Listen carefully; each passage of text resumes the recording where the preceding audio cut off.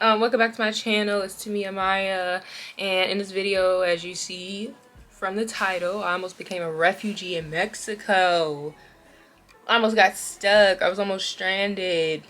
If you follow me on Instagram, especially in my close friends, I posted about this briefly, and y'all was like, girl, what happened, blah blah blah blah. Girl, I'm going to, and then hopefully I'll have my vlog up sometime this week or next. So if you want to see what we were doing in our time in Mexico, you should check that out. It'll just be a little minute before I upload that. This video is strictly just this video is just really about how we almost became refugees in Mexico and we just had to escape by the skin of our teeth. Okay, so all those details and fun stuff that we did in Mexico, that'll be in the vlog. So literally just got back from Mexico, as you can see from my tan, and I went July 2nd. I was supposed to go July 2nd through the 5th, and I ended up leaving for Mexico on the 2nd, but we went back on the 4th. We came back on the 4th, didn't we? Hold on. Yeah, we left on the 2nd, came back to the States on the 4th, and I got home officially the 5th. I got back in Virginia on the 5th. So, if you don't know, Mexico's hurricane season is from June to November. So that's a really wide gap. But we were monitoring the weather, and we were like talking to people who are from Mexico and like doing research. And usually in the beginning of their hurricane season, it's usually just more rain than like actual threats of a hurricane. And usually when it rains, it'll rain for like 10 minutes and then it'll stop, kind of like Miami. But we were keeping track of it and nothing about a hurricane happened. And you know, we were talking to people from the resort and just, you know, people in general, just trying to get some more information. They were like, you know, if it's anything like a tropical storm or like maybe a category 1 or something like that, because you know Mexico is kind of pushed off to the left.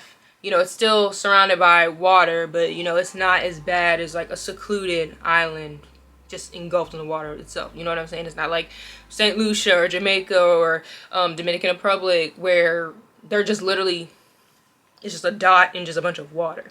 So they were like, if anything, if it becomes a tropical storm or like a category 1, you know, we can work with that. You'll be safe at the resort. Remember that. So we left the 2nd, got there, everything was fine, we had a good time, enjoyed that day. Then on the 3rd,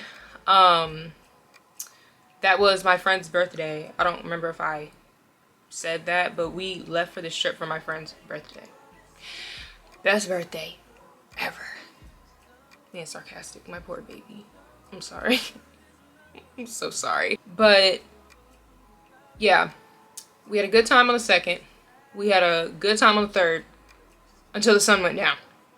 So we didn't, when we got there on the 2nd, we didn't hear really anything about a hurricane threat. Like, you know, they were keeping their eye on it because I think at that point it made landfall in Jamaica, or is about to. But the plan and anticipation was it was going to die down by the time it passed Jamaica, because you know Mexico and Jamaica are ways away. So we were just, Mexico's keeping an eye out, and you know, they were like, if anything, it should just, by the time it gets to us, it should just be a tropical storm, which is just a lot of rain, or it'll be a category 1, which is still, you know, a lot of rain, but not that big of a threat as a hurricane. Emphasize on that. And I went to Tulum, by the way. So we went to Tulum. And our resort was in Tulum. It was an all-inclusive resort. It was kind of outside based. It was like majority based outside. So you have the lobby. You have the lobby here where it has all your restaurants, the spa, the shops and stuff. And then they have transportation for you with like golf carts, and they take you to the lobby, and they take you to and from the lobby to like the actual like casas, like the houses. So this is where like the actual rooms are. So when you get dropped off at your casa, because there's 6, you know, you are still considered, you're outside. Like, it has shades and it has hoods over you, but you know, you're outside until you're in your room. So the day of the third, the second, we didn't really hear anything really about a hurricane. They were like, you know, if anything, we're anticipating that it'll be a tropical storm just because of the distance from Jamaica and Mexico and Tulum. It'll probably be a tropical storm or category 1. That was the anticipation. So they were like, you know, you be safe, you'll be fine here. So the third came around, and I think that's when we heard that it demolished Jamaica.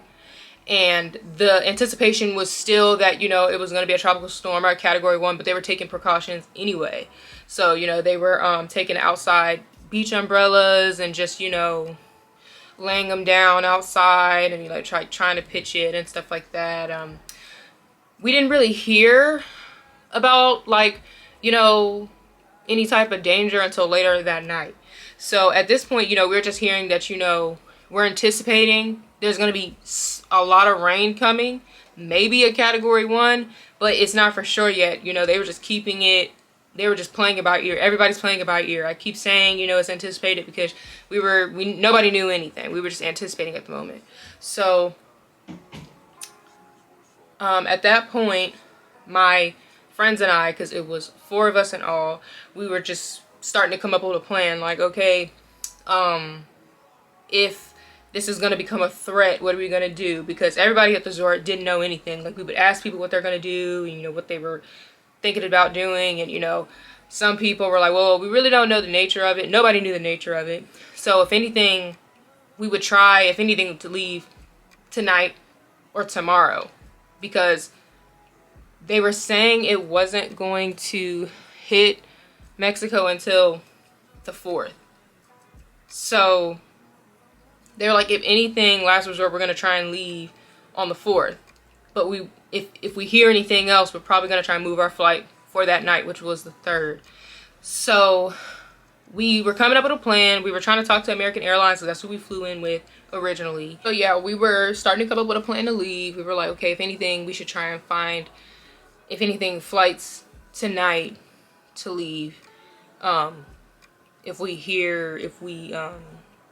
really need to get out of here. And we were looking, and there were no flights available.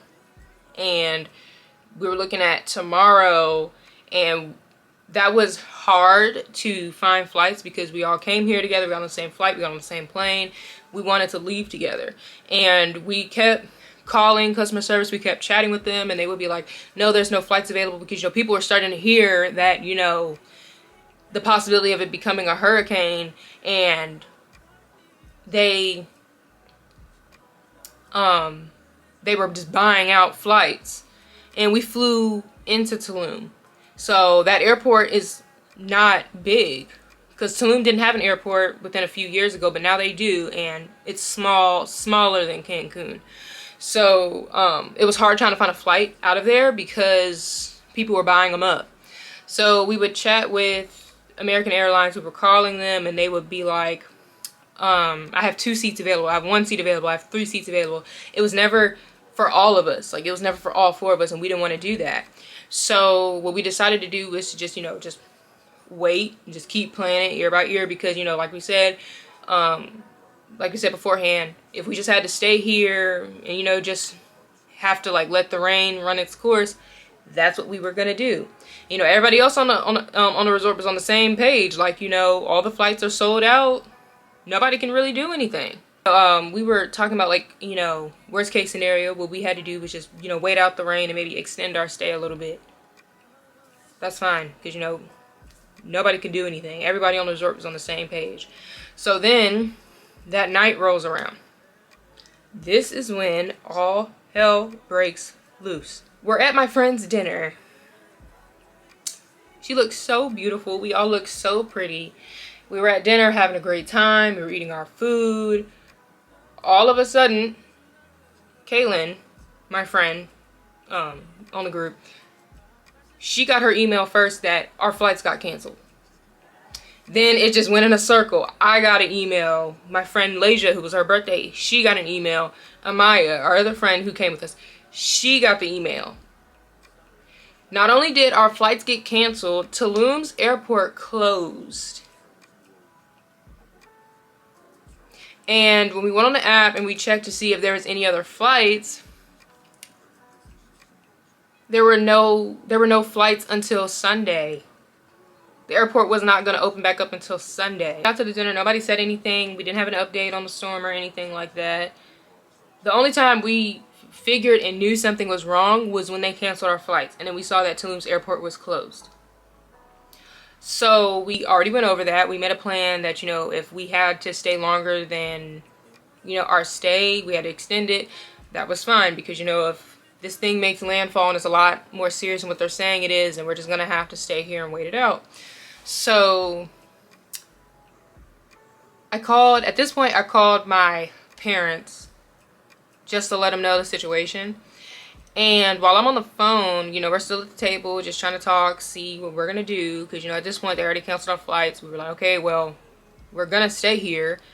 Because we were in a restaurant. Everybody else was just doing the same thing. They're like, oh, well, it did. I don't know. Everybody else in the restaurant was kind of acting like it was just a regular day. But whatever. We're talking about us. I was on the phone with my dad. And I was, like, talking to him. Just giving him an update of what was going on. And, you know, he was... At this point, you know, my parents were just like, look, if you got to stay there longer, that's just what it is. Like, you know, this happens all the time. Like, you have that risk when you go to an island. And, you know, you're going... Especially if you're going in their rainy season. But, you know, if it's hot outside and you're on an island... Hurricanes are unpredictable most of the time. Like, if it rains, you know, and they cancel your flight, it's really nothing you can do. You just have to stay there and just wait it out. It's going to be fine. Like, you know, sometimes the safest place for you is just at the resort. It's okay. Just be there for each other.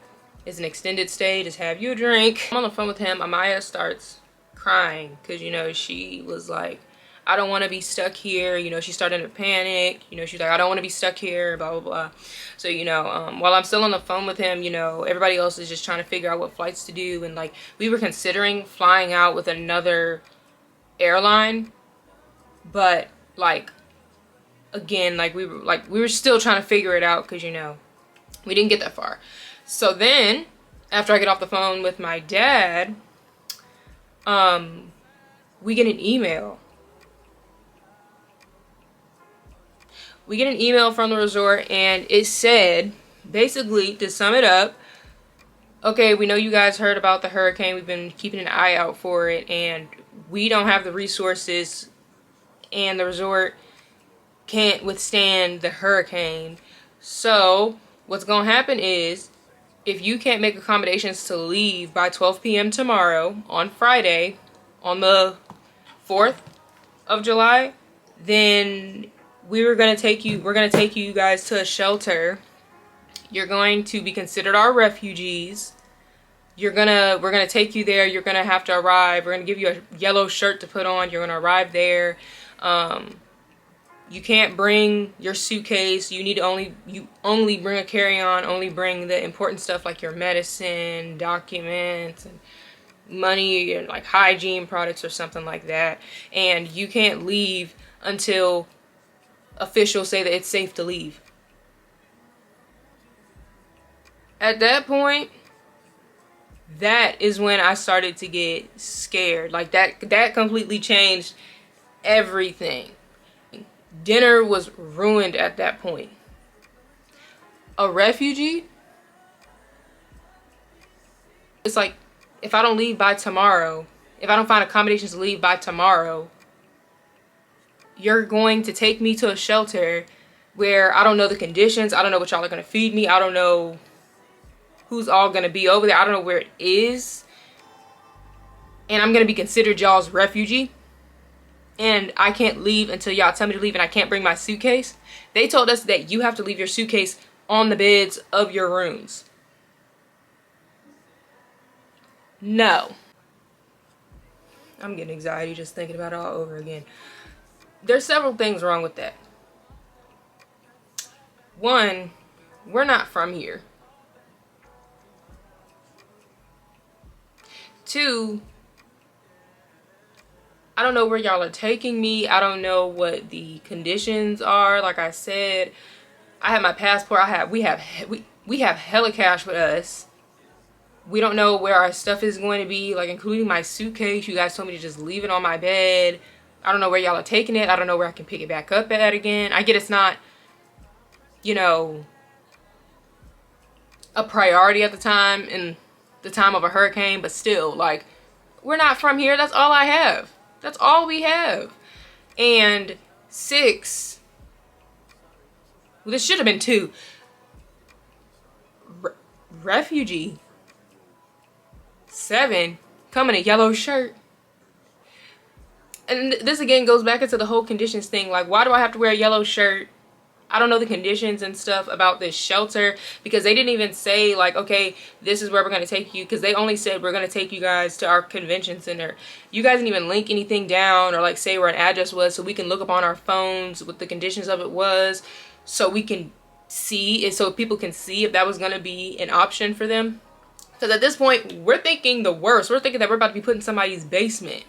And I'm a refugee in another country that's not mine. And then you're saying that I can't leave until you guys deem it necessary to leave. That's not safe. Like, what does that mean? What is your definition of until it's safe? What does that mean? That you got to think when you're coming out this shelter, because this is all of Tulum, and this is majority of Tulum that it has like high evacuation priority right now. Because on the news they were saying that it was mostly going to come for Tulum. Cancun was going to be a possibility, but not really. And it's just the thought of, can you imagine how competitive that's going to be when we're released from our shelter and like having to find a flight back home?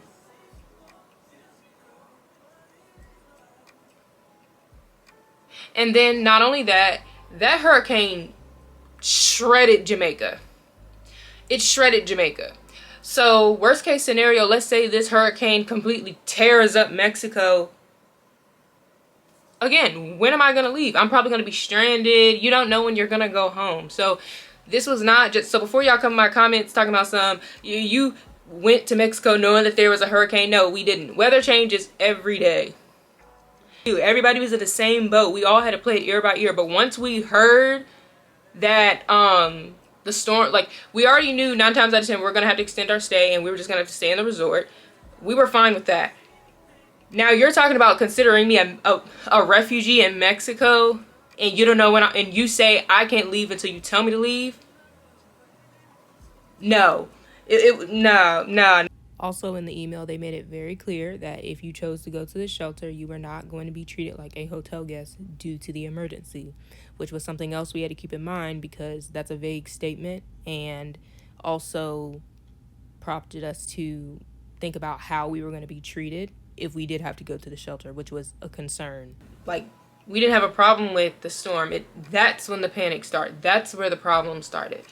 So it was crazy because we were all so stressed out reading that. Like, we didn't know what to do.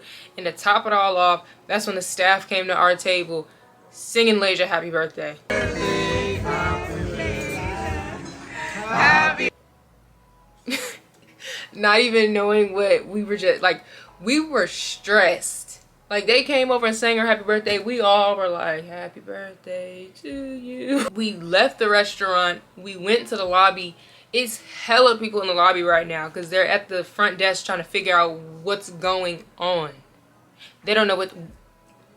It was so many people out there. Like, when I walked out there, there's somebody at this desk. Like, they're trying to figure out what other resorts are open, because, you know, if this resort is evacuating, a lot of other resorts and hotels are going to be evacuating. So people were trying to figure out what their next best thing was. And, you know, you're already here now, so if you're trying to go to a resort, you know that's about to be a high ticket. So, you know, we go in the lobby, it's hella people.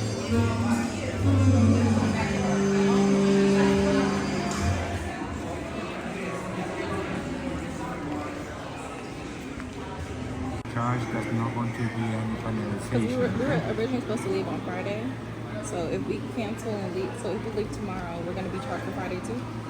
No, that's only that tonight, for tonight. If you decide to leave tomorrow, On the front desk trying to figure out what's going on. I look to the left, it's somebody at this front desk, and she's talking to an employee, and I guess they're talking about resorts because, you know, she kept typing on her computer and she would turn the computer around so they could see it, and, you know, I saw her pointing and stuff like that, so it looked like she was trying to find the next best resort that they were okay with. And then we're at the front desk. It's long lines of people because everybody has the same question, like, what do we do? You know, I'm overhearing people's conversations, you know, like they were like, we literally just got here today. Like everybody's in the lobby like, what do we do? Like, what are we supposed to do? Where are we supposed to go? We don't want to go to a shelter. I saw families with children and pets and whatnot. So I couldn't even imagine, like, everybody was so stressed. That's when it was starting to get scary because the front desk people, they could only tell you but so much. So so we had to keep waiting in line. Like, you know, me and Caleb are in one line, Lasia and Amaya are in another line trying to get information. We're trying to ask different things. And overhearing people's conversations, you know, they were saying since, you know, Cancun isn't suspected to be hit yet, there's millions of flights available leaving out of Cancun. So that was becoming an option for us, you know, and just when Lasia talked to the front desk people, they were saying that we can get a refund for the rest of our stay because we were supposed to stay until the 5th if we left that night or before 12. To stay until 12 that next day, you were going to be charged at the resort for that day. Why do I have to pay anything if I have to go to a shelter? Like, it's mandatory. I have no choice.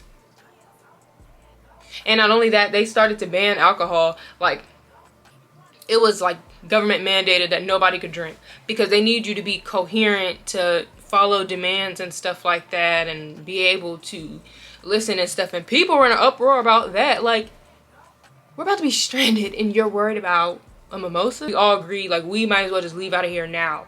So we came with a plan. Our plan was to leave Tulum in general as soon as possible.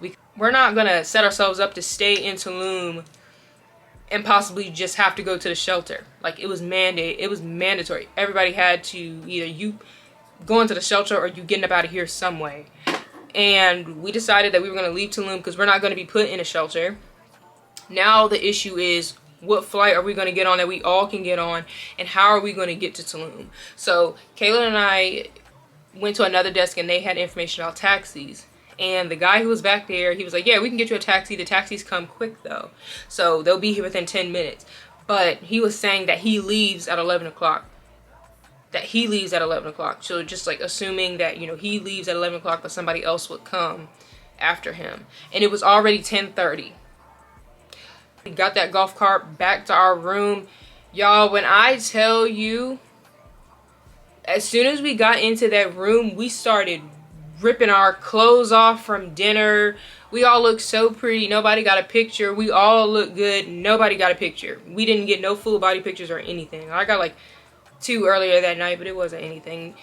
We ripped off our clothes from dinner. Like, we just started throwing stuff in our suitcases. We didn't do any of that folding stuff. We tore that room up. We're literally half naked, packing our suitcases and just scrambling.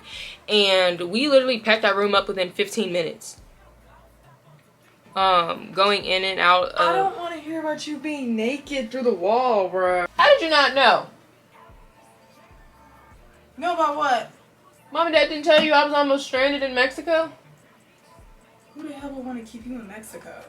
Go back to your room, Shelby. We were on the golf cart on the way to the lobby, and like now it's like at least 10:55. So, you know, it was so many people getting on the golf carts to and from the lobby, just trying to figure out what they were gonna do. It was chaotic and sad. And I remember when we left out of our room, it was this lady on the phone and she was crying. Like, she was bawling. Like, it was scary. Like, so we got to the lobby, got to the desk, ordered a taxi, and he was like, okay, we don't know how much it's gonna cost because they'll tell you their rate when they get here. He tells us the rate in pesos, and it was 36 US dollars per person. So we're all huddled up in a diamond counting our cash, because, you know, we're not trying to get robbed. We don't know what type of time he's on. And while we're counting our cash for him, he's trying to look over our shoulders and like peek and I guess see what we had. As soon as we get in the car, the taxi driver was like, "Can you pay me, please?" And we weren't even situated yet, so we had to tell him to calm down so we can get situated. So, but we gave him his money. He counted it, and after that, we were on the way to Cancun. It was gonna be an hour drive, and we didn't get to Cancun until like 1 a.m. So we arrived at the hotel, and before we booked them, we called them and asked if they were evacuating, and they said they didn't know at the time. So they told us don't get too comfortable. And we were only staying overnight because our flight was literally that night at 5. Everybody is on the American Airlines app trying to figure out what flights we're gonna get. We're all talking with somebody, and then Amaya was talking to this nice lady, and God made a way. She had a flight with 4 seats open, and she just took all of our confirmation numbers and she just individually put our information in and put us on that flight. Like, Giselle, 1,000 kudos to you, 100 points, 1,000 points to you. Like, thank you. We were just happy we found a flight. Now our issue is just getting to the airport, getting on the flight, and successfully taking off. And the next day, we stayed packed because we just didn't know what the circumstances were going to be. We didn't know if we had to like run out because something else was going to happen. We just enjoyed the rest of our day because, you know, God knows what was waiting for us at that airport. So Kayla and I went to the beach. Lasia and Amaya went shopping for a little bit, but 2 o'clock hit, we were gone. So we went to the airport, checked in and everything. It was a good amount of people in there, and by like, I want to say 5:20, we're at our gate waiting for clearance to board, and the clouds started building up. The clouds started building up. It started to storm. It started to rain, and we all were just sitting in our seats just praying. And you know, the crazy thing is, that flight was the last flight of the day out of Cancun to the United States. That was the last flight of the day. All the other flights were considered put on standby because of the storm. So they can get canceled at any time. So as we were boarding the flight, they were doing it quickly because, you know, it was starting to storm. As soon as we got on the plane, the flight attendants, the pilots, they instantly were like, "Please sit down, hurry up and sit down so we can go ahead and take off. There's weather coming straight for us and we're trying to take out as soon as possible. So please, if you know where your seat is, please sit down, put your bag in the overhead, and put your seatbelt on as soon as possible." And when I tell you, people just were not moving fast enough. It was emphasized that this was the last flight out of the day on that flight, and you need to move quickly because it was already starting to storm before we got on the plane. The clouds are brewing. It's getting darker, and people were just moving like. And like, when I tell you, people on that plane were going off. Like, they were like, "Just sit down, sit the fuck down," like, blah blah blah, we're trying to go home, blah blah blah, and everything. Like, there were so many people on that plane that just like, they had to cut their vacation short, just like us. There were people who just got lucky and just happened to be leaving that day. But regardless, that was the last flight of the day out of Cancun, and we wanted to go home. And just the lack of urgency people had was just pissing me off. And like, I don't blame the flight attendants and the pilots for not being like friendly. Yeah, some people on our plane were like arguing, or they were trying to get off the flight, and you know, that's gonna delay you even more, because you get off the flight, an international flight at that, they have to get their bags off the plane. And the flight attendants were like, "If you gonna go, this is your time to go." And the people who were trying to leave, or they were causing a scene or something like that, they were trying to get off, but then they thought about it and they sat back down. As soon as that pilot got clearance to take off, she slungshot that plane out of the airport, off the runway. Like, she was not playing. And it was only in the nick of time too, because it was it was starting to storm, and that was the day that the hurricane was supposed to hit. So, and it was supposed to hit that night, and it was, at this point, it was like 6 o'clock. So yeah, kudos to her. She got us to Miami at 7 o'clock, and we were supposed to get there at 8. So she got us there 45 minutes early. So leave from Cancun, get to Miami at 8, and then our connecting flight was going to be that next morning at 6 a.m. and we weren't going to get to DC until 9. We were too tired to do anything. It was the 4th of July, and we spent the whole day fighting for our lives, basically. So yeah, the next morning we got up early for our flight to DC, and that's what it was. You know, it went smoother than the flight from Cancun to Miami, but you know, so we got on that flight and we were able to come home. And I got home that morning, yeah, hugged my girls goodbye, said I love y'all, went home, and I crashed. So yeah, almost got stranded in Mexico, but that was not in God's plan. And I'm just so grateful, because that situation could have been way worse than what it was.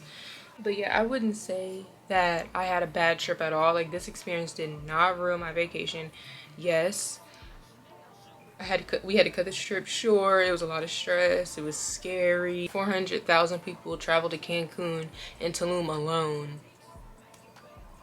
You think all of us just said F it and just got on a plane? No, we didn't. But, you know, unlike most people, we didn't just get there and then heard that, you know, our livelihoods would probably be in danger, and we just sat there and was like, okay, well, we just gonna use up our money and our time and just hope for the best. No, we used our discernment and we left. Like, and there's nothing you play around with, because, you know, it's not really like, at the time, it wasn't the fact that, you know, the storm was coming towards us and it was gonna rain and stuff. It was the fact where it was like just the safety, like, where are we gonna lay our heads, like, where are my bags gonna be, like, am I going to be able to get home? Because, like I said, what if the hurricane hit and it ripped Mexico to shreds? Now I'm stuck there, because the last thing they're worried about is tourists getting home when their country is destroyed. Us were like, well, you know, we paid our money, so let's just wait it out. One band, one sound, we were out of there. And you know, it just put it in perspective. Like, it just put a lot of things into perspective for me. Like, I'm from Virginia, and I remember when I was doing undergrad at my past university, we used to always, during hurricane season in September, we used to always get sent home on a specific week in September, because usually that was when we would have hurricane warnings. And my school was based in Norfolk, which is literally right next to Virginia Beach, where all that water. So I remember when they used to send that email and be like, we're evacuating everybody, you gotta go home until further notice. I used to just pack my stuff and be like, okay, all right, and take my time getting in my car and going to my parents' house, because it was the same every year. It was every time, outside of it being hurricane season, anytime it rained in Norfolk, it pours. Like, if you live in Norfolk, you know, like, so it's gonna flood. And it really wasn't any different with the hurricanes. Like, it just was a little bit more water. So I used to take my time going home, and, you know, I used to be like, oh, well, I get a nice free week off of classes. When you travel out the country, especially to an island, hurricanes is no joke. And, you know, you hear about this stuff on the news and you think nothing's gonna happen to you, but once you're there, you have to take it seriously. You know, like, walking around Cancun, we saw people boarding up their hotels and shops and stuff like that. Like, we don't do that over here in the United States, well, in Virginia, because we don't really have to worry about hurricanes like that. No way we were gonna get food. We couldn't stay anywhere because, you know, like I said, hotels were evacuating. They weren't accepting new guests. Most resorts were evacuating and not accepting guests. So it was just, we were getting it from all corners. So you can always come back, but in the moment, you just don't know what is in store for you. You know, sex trafficking and kidnapping is real. I'm not going to no shelter and I don't know anything about it in another country. Like I said, I have my passport. I can't go home without my passport. So No, I'm not gonna leave my bags with y'all and go to some big area with a bunch of people and stuff like that I don't know. Thanks for the effort and opportunity, but I'm gonna have to respectfully say no. And I'm not becoming y'all's refugee. Not if I can help it. So, yeah, I didn't have a bad experience at all. Because we had a really good first 2 days. And I'm glad we did because of the circumstances. But, yeah, that is it. That's how I almost became a refugee in Mexico. I will have that vlog up for you guys soon. Make sure to turn on my post notifications. I hope you guys enjoyed this video. Comment down below if you were caught up in the hurricane. Let me know your experience, because a lot of resorts didn't have to evacuate. Like, I saw people updating from their windows and their rooms on TikTok. Let me know how that was for you. But alright, I'll see you guys in my next video. Thank you for watching.